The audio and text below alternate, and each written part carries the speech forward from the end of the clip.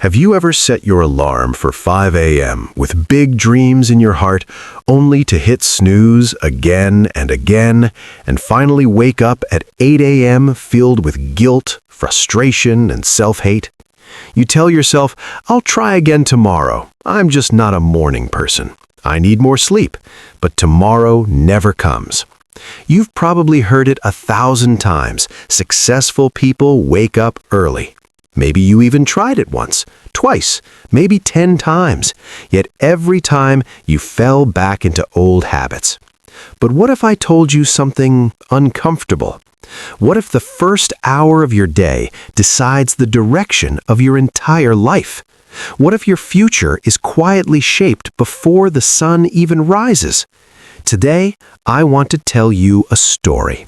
Not a motivational quote, not theory, a real story about an ordinary man who had absolutely nothing until 5 a.m. became his secret weapon. Stay with me until the end, because this might be the wake-up call you didn't know you needed. A life lived backwards. In a small industrial town where factories never slept, where machines hummed all night and silence never truly existed, lived a 32-year-old man named Thomas. Thomas worked as a night security guard at a textile warehouse. Every evening at 8 p.m., he arrived at the factory gate. Every morning at 6 a.m., tired, drained, and invisible, he walked back home while the world was just beginning its day. His salary barely covered rent and food. He lived in a tiny one-room apartment, a broken ceiling fan that rattled more than it cooled, a thin mattress placed directly on the floor, and a single light bulb that flickered whenever electricity weakened. His clothes were old, his shoes had holes, but worse than physical poverty was something deeper. He felt trapped. Every morning, as Thomas walked home through the quiet streets, he passed windows glowing with warm yellow light. Inside those windows, he saw other lives, families having breakfast together, children getting ready for school, men in clean shirts leaving for office jobs. And every single morning, the same thought stabbed his heart. Is this it? Is this going to be my life forever? While others woke up to their dreams, Thomas walked home to sleep. Working hard, going nowhere. Thomas had tried to change his life. He applied for better jobs, but with only a high school education, every door closed. He wanted to learn new skills, but after working all night, exhaustion crushed him. Sleep was the only thing his body demanded. Once a week, his mother called from the countryside. "Thomas, my son, when will your life get better? I'm getting old. I want to see you succeed before I die." Thomas forced happiness into his voice. "Soon, Mama, soon. I'm working on it." But deep down, he knew the truth. He wasn't working on it. Not because he was lazy. He walked miles every night, stayed alert, did his duty. But hard work alone wasn't changing anything. He was working hard in a life that was going nowhere. Every morning around 7 a.m., he collapsed into bed and slept until 4 p.m. The world moved forward while he slept through it. One thought haunted him. There has to be another way. But he didn't know what that way was. The moment that broke him. One cold Tuesday morning in November, as Thomas was leaving work, his phone rang. It was his sister. "Thomas, you need to come home. Mama collapsed. She's in the hospital." His heart froze. He took the first bus to his village, a 3-hour journey that felt endless. At the small rural clinic, his mother lay weak but conscious. The doctor explained, exhaustion, stress, poor nutrition. She needed medicine they could barely afford. His mother held his hand, her voice trembling.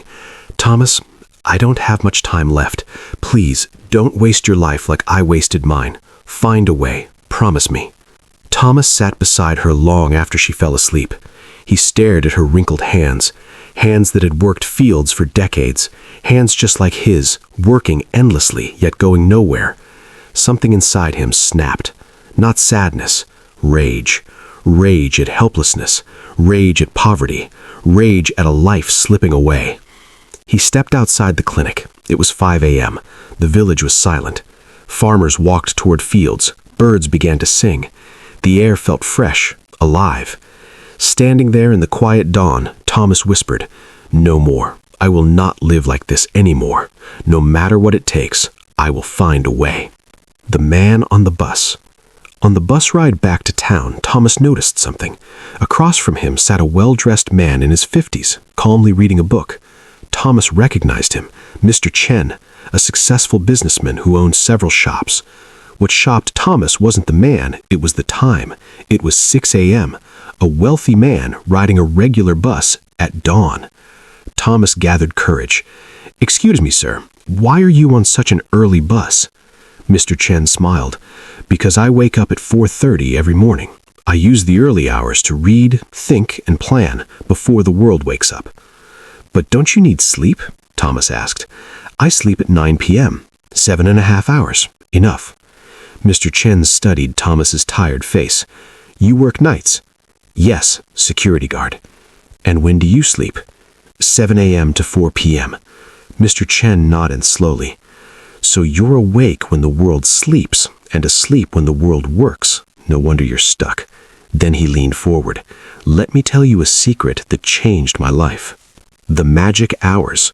The hours between 5 a.m. and 7 a.m. are magic. That's when you build your future while everyone else is still dreaming."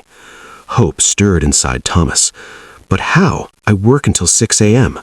"Change your sleep," Mr. Chen replied calmly. "Sleep at 6:30 a.m., wake at 11:30. 5 hours is enough to survive, for now. Then live your real life when the world is awake." He handed Thomas a card. "If you're serious, call me." A system for change. Thomas called. They met at a small cafe. Mr. Chen drew a simple house in a notebook. "Your life is like this house," he said. "Right now, it's falling apart because you never work on the foundation. The foundation is 5 to 7 a.m., 2 hours per day, 14 hours per week, 60 hours per month, 730 hours per year. That's 3 extra months of life every year," Mr. Chen said. Then came the system. Hour 1, 5 to 6 a.m., build skills, a skill that changes your income. Hour 2, 6 to 7 a.m., build body and mind. Exercise, read, plan. 3 rules. No negotiation. Wake at 5 a.m. every day. Sleep by 9 p.m. First 21 days will be hell. Push through. "Give me 90 days," Mr. Chen said. "If you quit, don't call me." Thomas agreed. Pain before progress. The alarm rang at 5 a.m. His body screamed. His mind begged for sleep. But he stood up. The first week was agony. He watched Excel tutorials with burning eyes, walked empty streets at dawn, read accounting articles half asleep. But he didn't stop. Around day 20, something changed. He woke up before the alarm. His body adapted. His mind sharpened.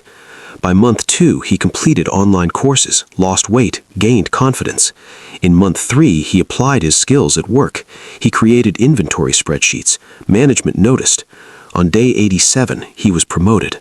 Day shift, double salary. The lesson. 1 year later, Thomas was lead accountant. His mother lived with him. He still woke up at 5 a.m., not because he had to, because that's who he became.